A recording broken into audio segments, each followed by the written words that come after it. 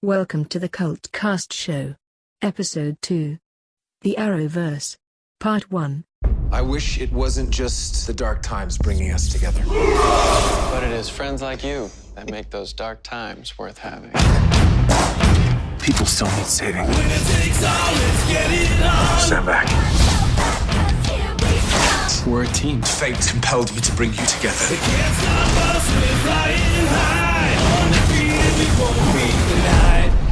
Think you can keep up, Girl of Steel? Just you watch Scarlet Speedster.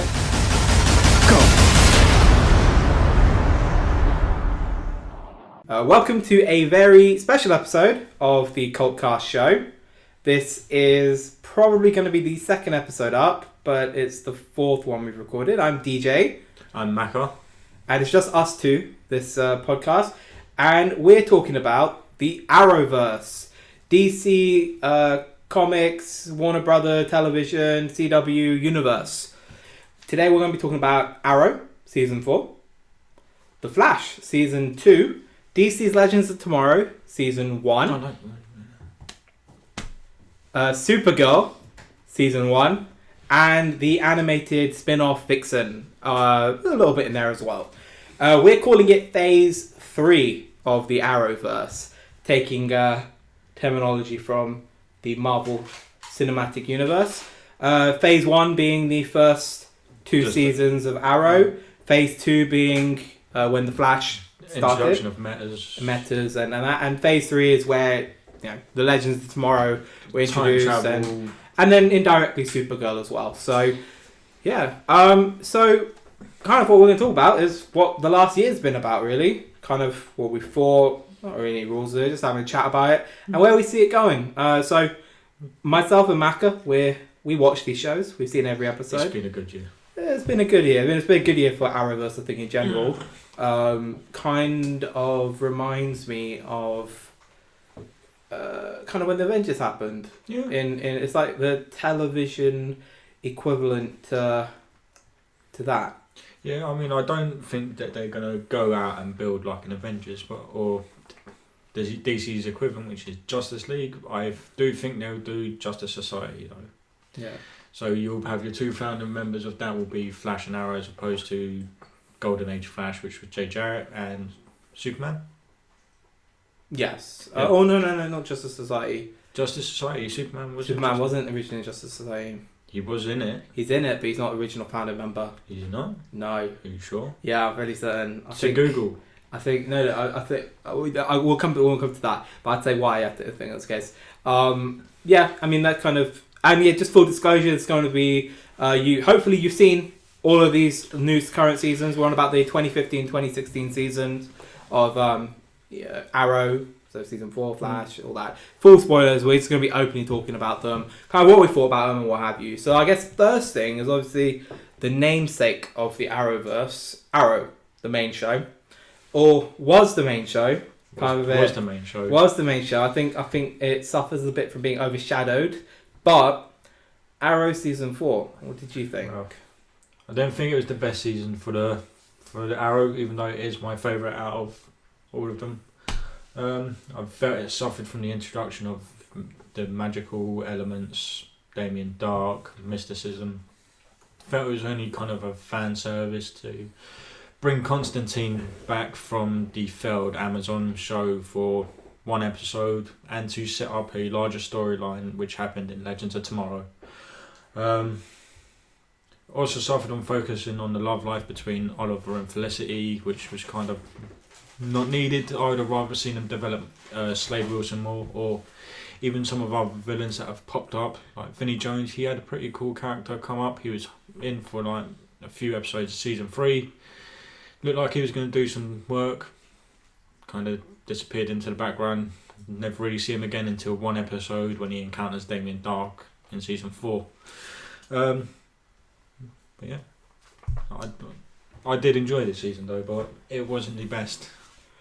My view on Arrow Season 4, I mean, this is where it kind of, if you're going to compare it to seasons 1, 2 and 3, I think it is the weakest out of them. In fact, I'd probably say is the weakest. In my honest opinion, it's the weakest of all the main shows this year. And the reason I think that is because it didn't really have a focus.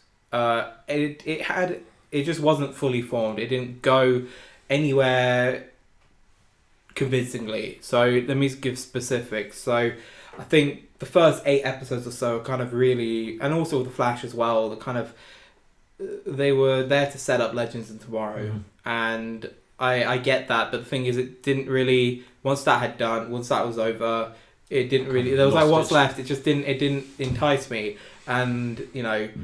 And I think the other thing with Arrow this year is that obviously it had like the magic element, but it didn't really. It was kind of half baked. It didn't really. It didn't go all the way out where it could have. They could have done a lot more with it, and you know the whole. There's this whole thing. Oh, it's going to explain Oliver's tattoos. It's like, why do you need to explain Oliver's tattoos? He's a fucking fellow in the 21st century, pretty much. All of them have got a thing, and then saying that, it didn't even go into explain what it does.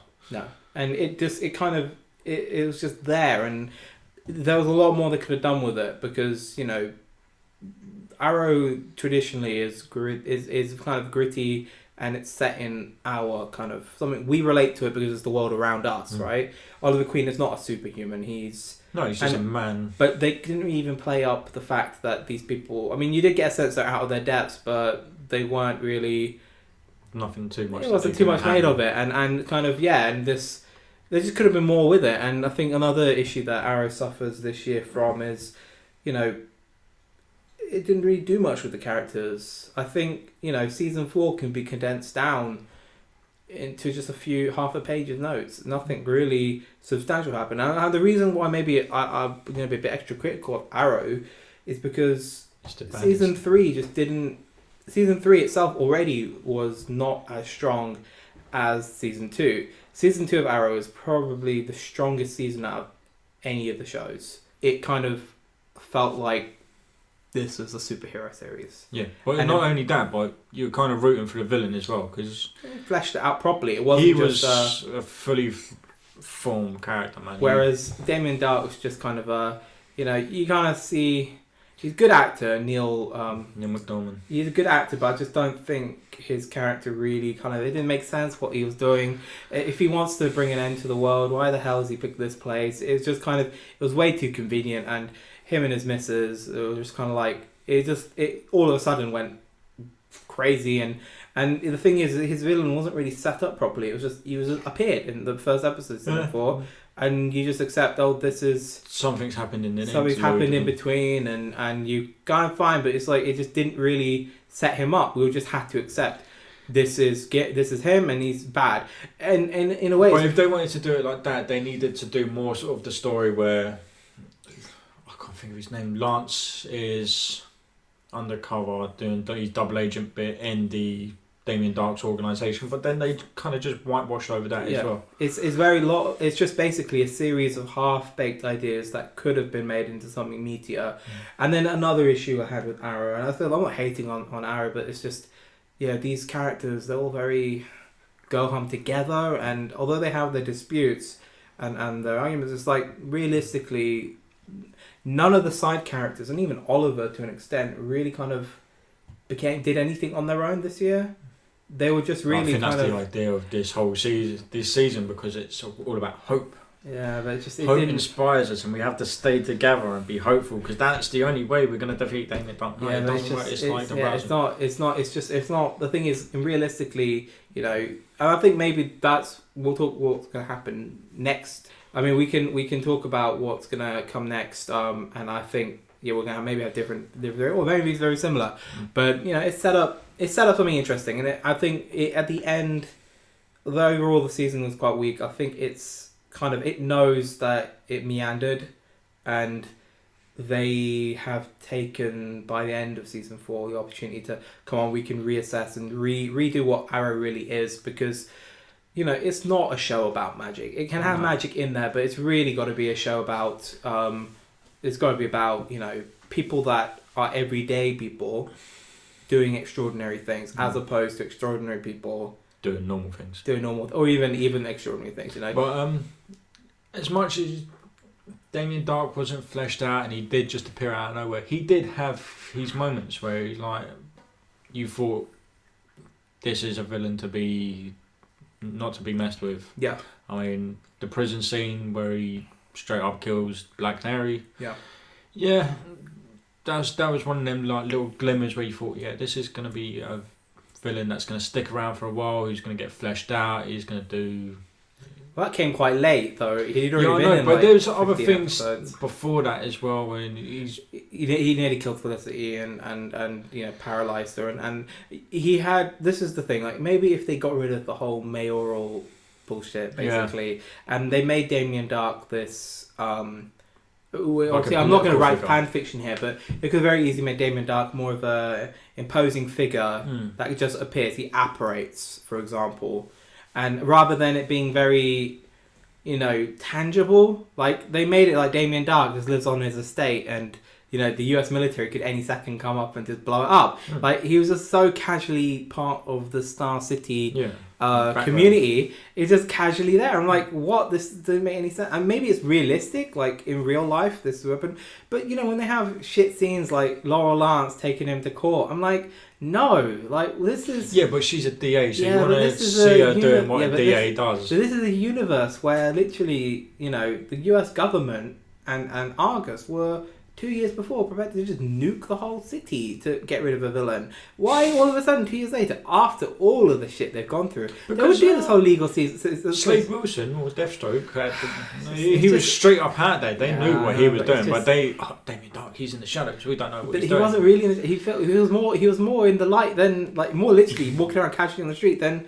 Yeah, but there's no tangible stuff. It was just so idiosyncratic. And the thing is, this is kind of an issue I had with the Foot Soldiers and Ninja Turtles, which is kind of a bizarre kind of connect. Although it's not too different. These ghosts that kind of were all over the place. They were kind of just like foot soldiers. Yeah, you're not going to suspect a ninja walking around New York. It was like the thing is like they were just so many of them, and they were there and. It just kind of like, oh, they're attacking this place. Oh, they're attacking here. It was like they had no actual.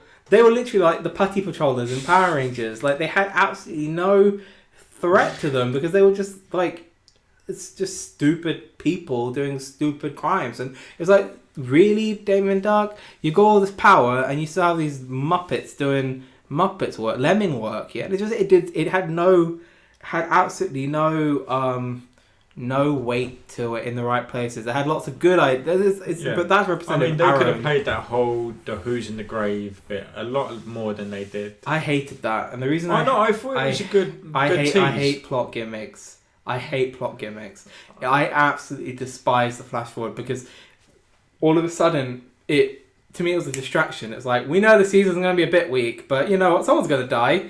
It was just like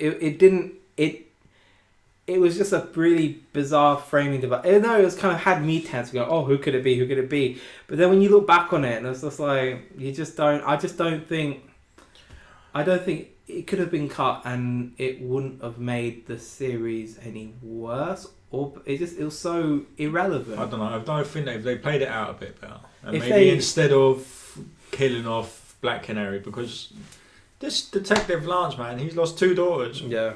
How many times are you going to kill off like one of his family members? They seem to be like the easy targets for this show to kill someone off or send someone away. Kill someone like Felicity, who, if they're trying to build a love story between Felicity and Oliver, that's going to have more of a dramatic weight to it. Yeah. The problem, I mean, this is where maybe, you know, I'd say. Okay, I know some people have an issue with Black Canary being killed off. I don't have so much of an issue with that because. I think, and it's no fault of the actress. I think she's I've forgotten her name. Katie Cassidy. I think she's a good actress. Like and I think with the right script she can do it well. And I've seen her in a few other things. She was good in Supernatural, and I've seen her in a few other series before. So she's more than capable. But just her character, the characterization, the way they made Black Canary in this very kind of vulnerable but it's fine. But it just didn't. It means that you've got a character here that's very disposable, and I think her character arc had kind of reached its peak without going into kind of parody. If they started making out that she was, had all these superhuman abilities, it already kind of jumped the shark when she was taking down League of Assassins and killing them in the season 3 when they're in yeah, I was gonna say Mogadishu, but it's Nanda Parda.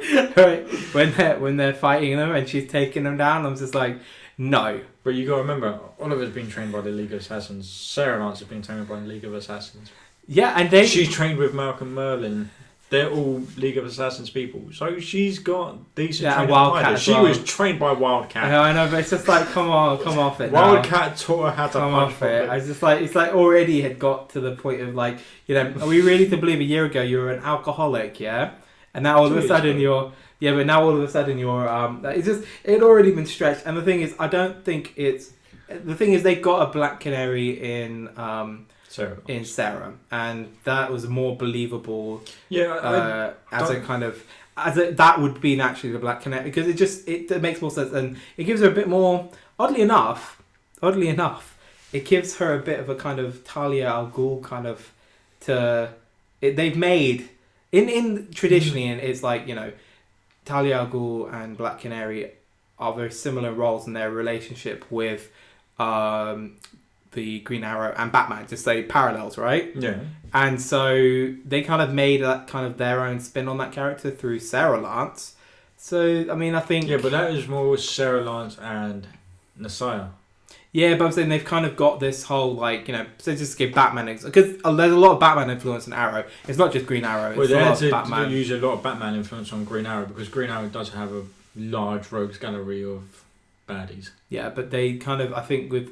But they is tonally. Yeah, tonally they are the kind of same character as well. Similar, but I think they've taken things like the League of Assassins, for example, aren't traditionally part of Green Arrow universe. No, they've taken from Batman, yeah, and they kind of the idea of a team as well is not really Arrow. Arrow's always traditionally been kind of Batman has Robin and Alfred, but he also does have Batgirl. Oracle. He has Nightwing. No, and Nightwing's a hero. And Oracle as well. Because Oracle and Batgirl are there. There's Batwoman as well. Yeah, but again, Nightwing and Batwoman, they're not really part of it. They're off being heroes in their own right. In different. When shit goes down, they are all there. The thing is, that's the team, right? Yeah, that's just like saying when shit goes down, the Justice League's all together. Green Arrow doesn't really have that. Speedy traditionally is Green Arrow's on the Justice League. Yeah, but he's not. So Green Arrow doesn't. His own team Arrow. There's no Team Arrow in the comics. That's just one thing. He has the psychic Speedy. But even then, Speedies are really just there, on off. Mia. I can't remember. So normally she's like this orphan girl that, or like she's on the streets, and she's kind of he trains her. He does kind of have a team. He has kind of Hawk. He has Speedy. He has. Not the same. Like when there's a new mission going down, Arrow's on his own at beating most of them. In the comics, it's just traditionally, it's just Green Arrow. It's just Green Arrow on his own. He's not really, and the difference is obviously Green Arrow is known in the comics. They all know who he is, and he's got. No, his name is not. They don't know his name. They don't know Green Arrow is Oliver Queen. This is where they've gone back, but for a very good long period of time. Yeah, you knew who. Yeah, he's public. Like even in Smallville, Oliver Queen was but Smallville. You would say even Green Arrow wasn't close to comics Green Arrow. No, he's closer. No, he's not. Yeah. No. Yes, this is 100% closer. 100% closer. I disagree. I'm going to say this, and the controversial thing here. As much as I like Stephen Amell, yeah, his Green Arrow, Justin Hartley's Green Arrow is closer to the comics than because Green Arrow is going to be Green Arrow really in terms of personality. Okay, he's literally Iron Man plus Robin Hood. That if you're going to really boil it down to something, that's kind of it. It's not really Batman because Batman doesn't make these wisecracks and doesn't. Batman does make wisecracks. No, not like especially when he's jumping a shark and he's but not like Spider-Man kind of wisecracky. Yeah, but there's only a twat, handful of the twat of heroes who make wisecracks like the that. bell end of the what who thinks he's all that. Yeah, but there's only two real characters in the DC universe that do that. That's Hal Jordan and Flash. Yeah, but no, not even the Flash. Like Hal Jordan and Green Arrow get on really well because they're both green. They're also the twats. Like they're all cocky and they're like they have the same sort of thing. But I'm saying like Justin Hartley had that kind of cocksure thing, which Stephen Amell's character is not meant to have. So it's not. Yeah, but you see when he's in Oliver Queen mode, he is charming, cockwise. He's not witty. He is a little bit witty. He's not. It's not the same. He's very Stephen Amell, and it's not. I think as an actor he can probably do whatever, but the character he plays is very brooding, and is kind of turmoil. Yeah, but you're telling me if all that shit didn't happen to you, you wouldn't be brooding? Yeah, I'm saying he's a very different character, right? It's just a different character. Whereas the Smallville Green Arrow isn't. He went through 5 years on the island, but he wasn't on his own. Plot twist, if you ever seen it, he was with the Magician. No, on the island he met because they did a couple island flashback episodes in Smallville. He was with Tess Mercer. Who is we're gonna be talking about this later. We're talking about this later, but because we've got Supergirl Is Lex Luthor? Lex Luthor's. It turned out obviously Lex Luthor's sister. Yeah, it was with Lex Luthor's sister on the island, and they both. It was a very good little subplot. They arrowed in Smallville had. So it's a very different kind of characterization. It wasn't really he didn't have the same things that this one. So it's a different character. But I'm just saying. Arrow. From what I've read, the Amell one is closer than the Justin Hartley one. It might be more recent. I think maybe I've only been getting into it, the Green Arrow comics lately because of the show. So maybe the New 52 and the Arrowverse are kind of doing a thing. But even the Kevin Smith run. Kevin Smith done a really good run on Green Arrow. And I think even Kevin Smith. And yeah, it seems more like that. It seems like they've taken the Kevin Smith run and the New 52 run and kind of merged it to make Arrow. So, well, the thing is now, obviously, for a while, the Arrow comics, the New 52, was taken over by the Arrow production team, the guys who do the show. Sorry, the writers of the show. Greg Bernelli and. But they kept Arrow still a bit more cheerier. He's cheerier. That's the word I'm going to say. I'm not saying he's not got his problems, but he's a lot cheerier in the comics. I don't think, and I think okay. So we've kind of rambled and whatever, but like with Arrow, I think what they've established at the end of season 4, he's on his Green own. Arrow's. Well, this was different. Then kind of he accepted he needs to keep a bit of the darkness. Yeah, he can't be happy, and he's not going to be happy. He needs to use that darkness to remind him of the first 2 seasons were so good. But see, this season, what I was going to say, this season could have been so good if they removed the element where Arsenal at the end of season 3 or whatever it was poses as the Green Arrow. So he poses as the Arrow, not as the Arrow. So Oliver Queen can make a getaway and not go down for like the hundreds of murders he's called that. But if they change that to Green Arrow on the run as a manhunt for the Green Arrow or the Arrow, the Hood, whatever he was at that time. It could have been a much more. They could have, they could have built more on it. They could have brought a better villain. Can they really do They can, but I don't think they want to do that yet. They could do that as a mid-season thing. That would have been a much stronger season. To have Arrow on the run and still be doing what he's doing. We'll come to this. Okay, we talked about Arrow now. The main show of this, it's not actually technically the highest rated. Supergirl had higher ratings. However, it's perhaps the most popular of the shows. The Flash. Flash is awesome. So Flash season 2. So just for disclosure, Flash is my favourite series of all of the DC shows. Not just the Arrowverse, but including that other show that's on another channel, but not really tied in. What show? What show? Which show? Is this show happen to be about a young Bruce Wayne by any chance? Possibly. Which is not a bad series in itself, but let's not go into that. Right. The Flash, Season 2. Macca, what were your thoughts? Right. Again, with The Flash. Macca's come prepared. I have a notepad. He has a notepad, and I'm, on the other hand, just winging it and reading a few bullet points I put on the thing. So this show, it just goes from strength to strength. It feels like an issue of the comics has literally jumped onto the screen which is what I really love about this, because the Flash is light-hearted, he's funny, he makes wisecracks, but then it has a lot of heart to go with it. Again, I do feel this show suffered a little bit because of the UK, the way they aired it in the UK here was out of sync with the other shows. So certain points were out of time with thing. I felt it kind of, when you're watching the other ones back, kind of threw your story off a little bit. The only thing I would say, just to on that, just like in terms of how they air it, yeah, because in America it's not. You'd think Arrow and the Flash would be, in timeline of the universe, Arrow would be like week 39 of the year would be week 39 for the Flash, right? It's not.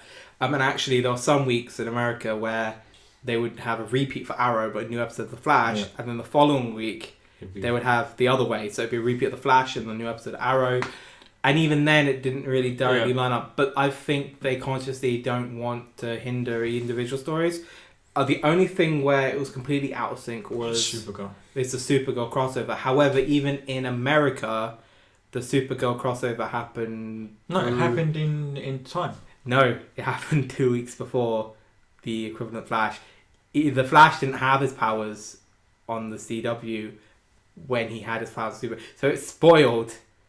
Supergirl actually spoiled whether the Flash would have get his powers back, which is kind of like, because they aired it out of sync because production for Supergirl was wrapping earlier, a month and a bit earlier than the Flash. So if they wanted the crossover, it had to air when it aired, and they just said, look, and people will just accept. No, we don't accept. It's not a massive... Obviously, you can't have a show about the Flash without the Flash getting his powers back. But if you were a major person, plot line, you would be so... And it's not even... Obviously, it wasn't even addressed in the Flash. It was put in afterwards. I know. They just retconned it in through CGI. Yeah. So, okay. Flash, you get more points you got for Flash. No, I just got a few little bullet points I wanted to bring up here. Like, Henry Allen. I always love it when that guy comes on. Some say I can't think of the character's name now. Daniela Panabaker plays her. So some say she's the heart of the show. Caitlin. Not Caitlin. Yeah, Caitlin from Snow. Yeah, Caitlin. But no, I think it's Henry, because whenever he comes on, he brings real heart and a real emotion to the show. And to see he's a free doppelganger as the original J. Jarrett Flash, I did have a major geek out about that. I thought Zoom. Awesome choice for a villain in this, even though Zoom and Reverse Flash in the comics are the same character. It's a good way of bringing in another protagonist for Barry to come up against. Yeah. I like his little tease at the end when the time ropes get him. Black Flash, that's going to be fucking huge. And again, I just can't... Everyone says great things about Grant Gustin. I'm not going to go down that route, but again, he's just charm in the show. Even if he does look like a human giraffe, but... Well, I'd say one thing the Flash does, and maybe the other shows, like I read an article on the Verge or something like that, where it said he's redefined what heroes look like on TV. I think maybe it's a bit of a stretch, but it is also the point that he's not. He's very thin and kind of... I wouldn't say he's thin. He's athletic. He looks like what a runner should look like. He looks a runner, yeah, and as opposed to what Stephen Amell is like. Even in the animated versions of the Flash, he's always been kind of a hulky kind of guy. Yeah. And here they've gone with someone who you maybe wouldn't think has the ability. You to wouldn't punch look twice at him. Yeah. All right, my views on this season 2. It was good, But borderline great. Few things that kind of got me with it, and only a few things because I can talk for hours on what worked. There weren't enough standalone episodes, and the reason why I say that is I think because it was great. Like the standalone ones, like the hero of the Gorilla, Grog, week. and you had King Shark, and you had those kind of episodes. I think you need them because it shows the Flash doing more than just his own personal drama. But What I would say, and another thing is, if it wasn't for this the setup for Legends of Tomorrow, if it wasn't for that bit at the beginning, they could have got the whole Zoom storyline kind of finished by episode 14, 15, like by mid-season. It wasn't a full season storyline. Now, I'd say with even Arrow's wasn't a full season storyline. No, but this is what we spoke about. But earlier. Arrow, I don't think necessarily has. I don't know. Just Arrow. I don't expect too much from Arrow. Bizarrely, The Flash, however, had such a strong first season. That there were some things. I just think the Zoom thing could have been wrapped up a bit earlier. Still had the same amount, and then it led to something else. What if they defeated Zoom and they created the Black Flash, and that was the just saying it could have done a bit more. It was just very it wasn't strong enough to contain the whole 20. It's 23 episodes, and it was only really enough for half a season. This is what we were saying before, though, about having Arrow and Flash having to set up the Legends of Tomorrow is kind of made them suffer in their. Well, now it's done. When we get to Legends, we can. And the next thing I'd say they got a way out of having to do that now going forward. But what the Flash did get right was it took everything that I think worked for season 1 and amplified it, and not just amplified it and made it hollow. It added to it. So, for example, people wanted an Iris that actually did shit.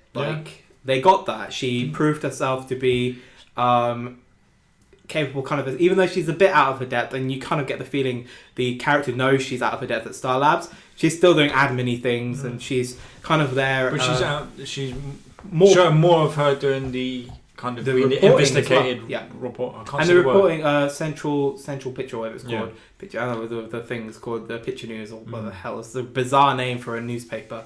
But you saw her doing a bit more of that. You saw her, and I think that was. She had a bit more fire to her as well. She went to Karen, damsel in distress in the corner. She fought back. She stood up for herself. And then I think when they went to Earth 2, the actress sold the fact that her character there was the more domineering. See, I like that, because in the switch over in the Earth 2, it's like they're doing the opposite jobs to what they were doing. So like Joe West was the police, now Iris West is the police officer. And I think in many ways, I'm going to say this is a bit of an odd one, it's as if the actress who plays Iris watched Smallville. Yeah. I'm going to say this, watched Smallville, but the last 3 seasons of Smallville, 8, 9 and 10, and saw how Erica Durance played Lois Lane, how they kind of changed Lois from being not just the reporter, but actually proactively doing shit. And I think she was channeling that. Yeah. It's a very similar kind of, and then by the end of it, I was like, I really kind of, she was one of, and just showing you how this show has improved. I think the Flash is more or less the same Flash. I think they tried to add a bit more complexity and issue with the love story with, it feels like it was years ago, but it was this season with Patty and they kind of tried to make a triangle. Yeah, trying to make not so much a triangle, but they tried to. Yeah, I mean, it was kind of. There was a love triangle going on between Barry, Patty, and Iris. But I think I mean, didn't overdo it too much. But I think they also. But then at the end of the season, they had this kind of guy who was very, emotionally felt the ramifications of every decision that he's made. And then he's like, look, why am I doing all this? Because I'm not happy regardless of what I do. And, it's selfish, but it's kind of understandable why he is like that, because he gives everything to everyone. And he doesn't get anything. Yeah, and I think that was good thing they did. But he sold that really well. Yeah, he sold that. In terms of Grant Gustin, I think is see, this is the one thing I'll say that these shows do really well is they find good kind of actors that are kind of semi-known. People do know them. They already have a few thousand fans, so they're not completely new, but new people. But they find them off their other shows. Yeah, but the thing they nurture them and they keep them in. It's not like they're gonna go out and like, oh, look at that fella, he'll be good. Well, Grant Gustin is new though too. They didn't know who, and even Stephen Amell. Because he was on Glee. Yeah, but Glee's not the same people. Yeah, I know, but he, as you said before, he had a fan base. People knew him. Yeah, he was familiar people. Tiny people. I mean, tiny people. I mean, he wasn't huge. Like He might not have been huge, but he had a fan base. He had people that because he was from but a few thousand people. I'm saying like it's just a few thousand people, but they have something. They like Stephen Amell. Stephen Amell had no. I was on his, like, I remember when his Facebook had like 30,000 likes, right? No. Yeah, like before Arrow, it was like 30,000 likes. Now he's one of the most popular actors on Facebook. Just kind of these Wait, they he take works people for and that, they though. but I'm saying they take people that kind of are obvious going to be talented, but then they nurture and blow them up big. And I think that's why, you know, we're going to Supergirl is one thing as well, but they're kind of, with Grant Gustin, I think they've literally struck gold, and the casting person is made for life now. But I think the cast season on that show is very strong. Yeah. I mean, the guy that plays Joe West, he's a phenomenal. yeah, the actor who plays Joe West, he kind of, to me, he's the heart of the show. You reckon? And the reason I say that is because he kind of, I think he's the moral conscious. he comes with he is moral conscious, but he's not completely infallible. Yeah. He has his weaknesses. His weakness is Barry and and you can see that he's very kind of, you know, the way with his ex-wife and things like that. He has, you know, prejudices and what have you. He has all that, but he kind of has the, you know, he's the everyday man. He's like the Lance of this show, the same, more or less same role. But he's not. He hasn't got the rough edges that Lance has got. Yeah, but he doesn't. Yeah, he doesn't have. He doesn't. He's not powered. He's not super intelligent. All he knows is he's a gun and how to be a good detective, right? But that's what he can do, and he accepts it, and he plays to it. He knows what he can do. He knows what he can't do. Although when you see him with a gun taking down metahumans with the neck brace thing, it's kind of like, you know, it's good. Like, it's kind of shows a bit more. It's kind of leading the metahuman task force. And the thing is, it wasn't like, the thing with Flash though is that from the get go he knew about all the metahumans and all that. He knew Barry's identity from the pilot, so he was always there. But he knew from season 1, the first episode. Yeah. But he was kind of. I don't think it was the first episode. Well, first episode, at the end, yeah. No, not the first episode. Yeah, it is right at the very. You forget it, the very first when Barry undoes the tornado. He's there watching, and he knows from the get go that Barry's got powers. It's Iris that doesn't know. Yeah, but I think they kind of up one character that kind of one character that didn't go where I thought she'd go, and I was a bit disappointed was Caitlin. I thought she was a very good character. Maybe at the end kind of tailed off. She was, I think, the actress Danielle Panabaker was trying to play more fragile and broken character. Well, that's the kind of angle they're going from, because in the finale of season 1, Robbie Amell, who plays the one half of Firestorm, he dies when the vortex opens. Technically, the first episode of the season. It's kind of it both. was the same thing, but yeah, like you know what I'm getting at. She was broke in there. She played. I think she played that well. She played it well. I think she was a very good actress. But I did think she kind of fell for Jay Garrett. Yeah. Well, I'm going to come back. Yeah, I mean, too soon. But they could have done that a bit more. Yeah, just they could have done it more subtly. Maybe she's looking for someone to fill the role that all the loved ones have gone. Yeah. But that was that. But then the second character that I think really kind of this year came into their own is Cisco. Yeah, man, Cisco was awesome. I didn't really see him as more than anything but like the Alpha 5 of season 1. Going back to my Power Rangers analogy. Alpha 5? Alpha. Is that the little robot thing? The robot, yeah. He wasn't really much more than... He was a character, but it was more of a caricature. I thought he was more he's the comedy. He brings... Yeah, it's just like sometimes it's just like, Cisco, man, like, shut the fuck up. No, man, I love these movie references and everything. It's just sometimes it's like... you get people like that in real life, but it's just like... You know, yeah, I'm just like... I just didn't... It's just like, come on, time and place. And maybe because I was so used to Arrow... I mean, even though for this is the same, fine. I get it, but then this season they are like, look, we got to make him a character. Now, one thing you got to remember, people don't necessarily know, in the comics, Cisco and Caitlin are villains. Yeah. And not just like normal villains, they are evil villains. Yeah, man. And obviously, Killer Frost. in this, the Earth 2 doppelgangers are the villains, right? But there's a missed trick, yeah? A missed trick, I'm going there. So they could have I know what you're going to say. They could have maybe with Cisco, and I think they brought he's good and he got his powers and all that is good. However, Caitlin's character, the biggest thing that how much shit has gone through with her, right? They could have made her. She should have made her.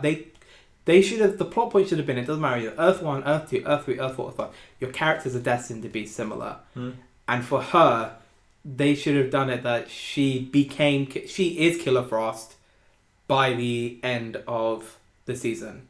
And I think I think that would have been a better plot twist for maybe the mid-season break. Maybe, but the thing is, right, and this is where these people go, they wouldn't do that CW show, blah blah blah. They have, and I keep bringing up forward, but they did. Chloe obviously to protect Clark became a terrorist. She killed. She killed people. She killed a few people, right, to protect him. And even as Brainiac, even though she had Brainiac in her, she still did that, and it was left open whether she consciously did it or didn't do it.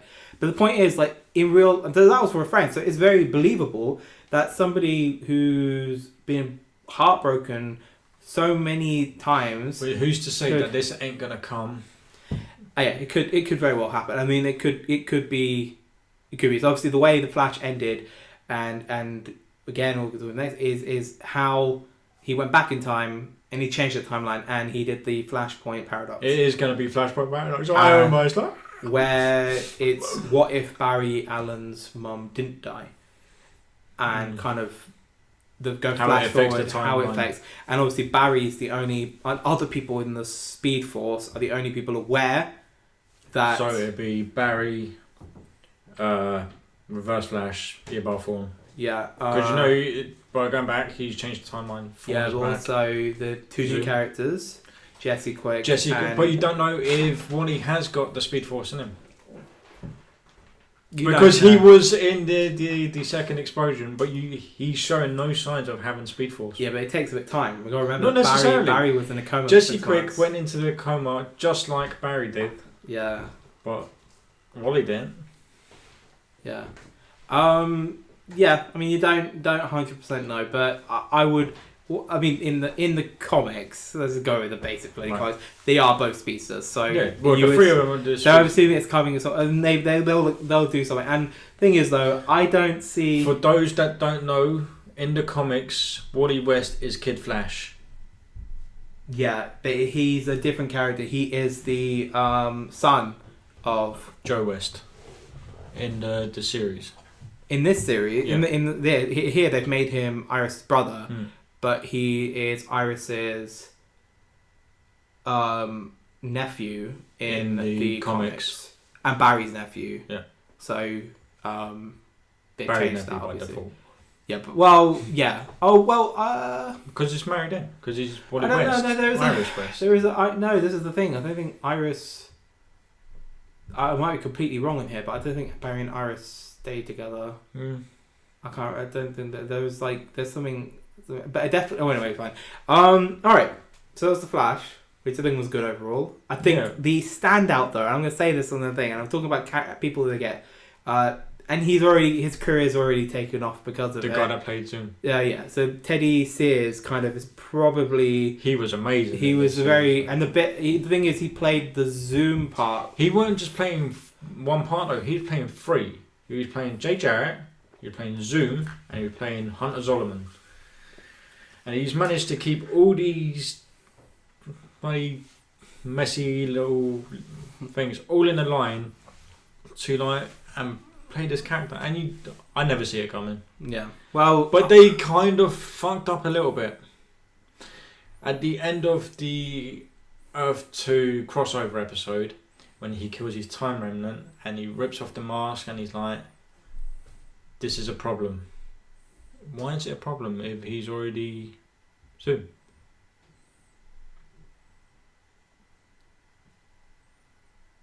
I'm not too sure. So they've made a fuck up and they've left fucking holes. They left a hole. It's always going to be I think, that's unfortunately when it comes to portal travels and time travel and dimensions and stuff, there's always going to be holes. Which brings us to the most flakiest logic series of probably all of television for 2016, and that's DC's Legends of Tomorrow. I'm not prepared for this one. I have no notes. This podcast continues in part 2.